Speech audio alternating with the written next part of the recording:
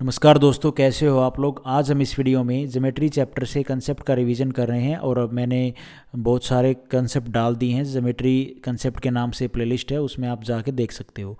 तो इक्विलैटरल और सरकम radius equilateral triangle की सरकम रेडियस कैसे निकालोगे। राइट एंगल ट्रायंगल की हमने समझ ली। अब हम देखेंगे भैया इक्विलैटरल ट्रायंगल की तीनों साइड बराबर होती हैं, तीनों एंगल बराबर होते हैं। इन रेडियस छोटी आर होती है, सरकम रेडियस बड़ी आर होती है।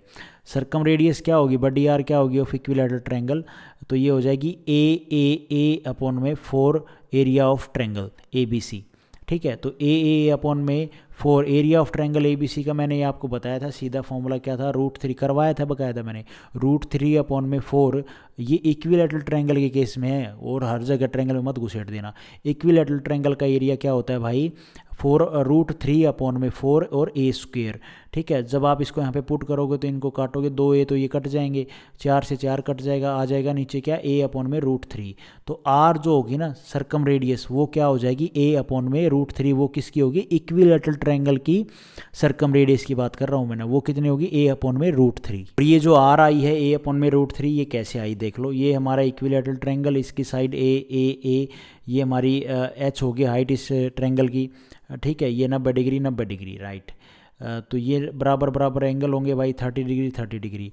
ट्रायंगल बी, जो दोनों ये ट्रायंगल है ना, ये आपस में कॉन्ग्रुएंट हो गए। ट्रायंगल बी डी ए और ट्रायंगल डी सी ए, ये दोनों ट्रायंगल आपस में कॉन्ग्रुएंट होंगे। ए डी क्या है, हाइट है of triangle A B C. B D A ठीक है। इस ट्रायंगल को देखो आप, इसमें जो एंगल हैं वो कौन कौन से, 90 डिग्री, 60 डिग्री, 30 डिग्री। तो जब हमारा ट्रायंगल बी डी ए है, इसमें 30, 60, 90 डिग्री, ये साइड ए, ये A/2 है, ये एच है। तो एंगल रेशो है, तो साइड रेशो आपको पता होगा। तो भाई ये बी डी, ए डी और ए बी एंगल रेशो भैया हमारा 30, 60, 90 है। तो ये क्या हो जाएगा, साइड रेशो 1:√3 और 2। तो साइड रेशो हो गया भाई 1:3 और 2। अब हमसे क्या बोला है भाई, ए बी का मान कितना, ए मतलब 90 डिग्री के सामने जो लेंथ है वो है हमारी ए। तो यहाँ पे तो जो साइड रेशो होता है वो इस फॉर्म में होता है 1 और √3 और 2। तो ए क्या मल्टीप्लाई करें इसमें 2 में कि हमारा ए आ जाए, तो A/2 से मल्टीप्लाई करेंगे। A/2 से मल्टीप्लाई करेंगे तो भाई 2 से 2 कट जाएगा, ए बचेगा। यहाँ पे भी A/2 से मल्टीप्लाई करेंगे तो √3 ए अपॉन में 2 आ जाएगा, और यहाँ पे A/2 से मल्टीप्लाई करेंगे तो A/2। तो ए डी की जो हाइट आई है, जो ये ए डी आई है 60 डिग्री के सामने एच, ये कितने आ गई, √3a/2।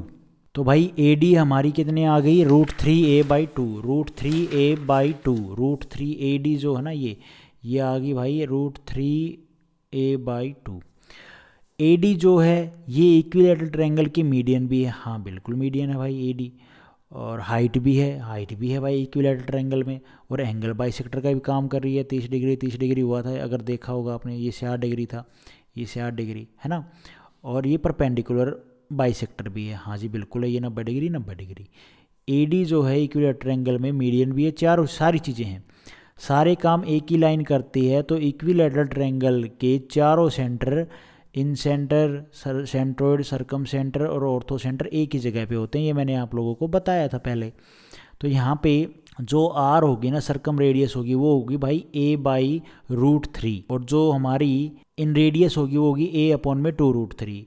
सरकम radius of equilateral triangle और रेशियो ऑफ, और इन रेडियस का रेशियो ऑफ इक्विलैटरल ट्रायंगल क्या हो जाएगा, बड़ी आर छोटी आर का रेशियो जब आप पुट करोगे तो रेशियो आ जाएगा 2:1। जिसको आप रखोगे दोनों को तो ये कट जाएंगे, और बड़ी आर और छोटी आर का रेशियो आ जाएगा 2:1। आपके सामने रेडियस का रेशियो है, तो आप सरकम सर्कल और इन सर्कल का एरिया नहीं निकाल सकते यार। रिलेशन बिटवीन सरकम सर्कल और इन सर्कल का जो रेशियो होगा वो क्या होगा, जब एरिया रेशियो ऑफ सरकम सर्कल क्या होगा, पाई तो कांस्टेंट कट जाएंगी। तो आर बड़ी आर कितनी आई थी भाई, 2 आई थी रेशियो की फॉर्म में। तो 2 का स्क्वायर करोगे 4, और छोटी आर का जो रेशियो है इन सर्कल के इक्विलैटरल ट्रायंगल के, इसमें कितना आया था 1। तो भाई आर होगी छोटी आर 1, तो 1 का स्क्वायर 1 आ जाएगा। तो एरिया रेशियो ऑफ सरकम सर्कल और area ratio of in circle का रेशियो कितना आ गया, 4:1। उम्मीद करता हूँ आप लोगों को ये समझ में आया होगा। उसके बाद भाई पोजीशन ऑफ सरकम सेंटर की पोजीशन देख लो कहाँ होगी। सरकम सेंटर ट्रायंगल के अंदर भी हो सकता है और बाहर भी, और ट्रायंगल के ऊपर भी हो सकता है, तीनों जगह हो सकता है हमारा सरकम सेंटर। तो समझते हैं ऐसा कब और क्यों होगा। पहला केस है अक्यूट एंगल ट्रायंगल होगा। अक्यूट एंगल ट्रायंगल में आपको पता है 90 डिग्री से कम एंगल हो जिस ट्रायंगल के, वो हमारा अक्यूट एंगल ट्रायंगल होता है। जैसे 60 डिग्री एक इक्विलेटरल ट्रायंगल होता है, ये हमारा अक्यूट एंगल ट्रायंगल भी है। 80 40 60 डिग्री से ऐसे कोई एक ट्रायंगल बना लो जिसके जो एंगल है वो 90 डिग्री से कम हो। सरकम सेंटर अक्यूट एंगल ट्रायंगल में अंदर होता है, तो जो सरकम सेंटर होगा वो अक्यूट एंगल ट्रायंगल में अंदर होगा। केस 3 भाई, राइट एंगल ट्रायंगल में ये 90 डिग्री हो गया। राइट एंगल ट्रायंगल में जो हमारा सरकम सेंटर होगा ना, mid point of hypotenuse, hypotenuse का जो मिड पॉइंट होगा भैया वो पॉइंट होगा हमारा सरकम सेंटर। ये बात आपने ध्यान रखनी है। ऑब्ट्यूस एंगल ट्रायंगल में क्या होता है, obtuse angle triangle, obtuse angle क्या होता है, ऑब्ट्यूस एंगल होता है भैया 90 डिग्री से बड़ा और 180 डिग्री से छोटा, वो होता है हमारा ऑब्ट्यूस एंगल। और ऑब्ट्यूस एंगल ट्रायंगल हमारा ये बनता है ऐसे, ठीक है, ये 90 डिग्री से बड़ा होता है। तो यहाँ पे जो सरकम सेंटर होगा वो बाहर होता है, ठीक है। ये हमारा एक ऑब्ट्यूस एंगल ट्रायंगल है। यहाँ से परपेंडिकुलर डालो, ये सरकम सेंटर है, ठीक हो जाएगा। यहाँ से परपेंडिकुलर डालेंगे एसी से, यहाँ से परपेंडिकुलर डालेंगे एसी पे, और बीसी से हम परपेंडिकुलर डालेंगे आगे। तीनों को परपेंडिकुलर को आगे बढ़ाएंगे, जिस पॉइंट पे काटेंगे वो पॉइंट होगा हमारा सरकम सेंटर। ये बात मैं यहाँ पे आपको अच्छे से बता रहा हूँ, ध्यान रखना। सरकम सेंटर वो पॉइंट होता है जहाँ ट्रायंगल के तीनों साइड के परपेंडिकुलर बाइसेक्टर एक दूसरे को काटते हैं। तो आज हम इस वीडियो में इतने ही कंसेप्ट करते हैं गाइज। और आज का MCQ क्या है कि भाई भारत में, इंडिया में जो सबसे पहले ट्रेन की शुरुआत कब हुई थी। तो ट्रेन की शुरुआत हुई थी भाई इंडिया में, मेट्रो नहीं, सिर्फ जो अपनी नॉर्मल ट्रेन है, जो नॉर्मल ट्रेन है उसकी शुरुआत हुई थी इंडिया में 16 अप्रैल और 1853 में। अब ये चली थी भैया किसके बीच में, मुंबई से लेके और थाने के बीच में, थाने स्पेलिंग देख लेना।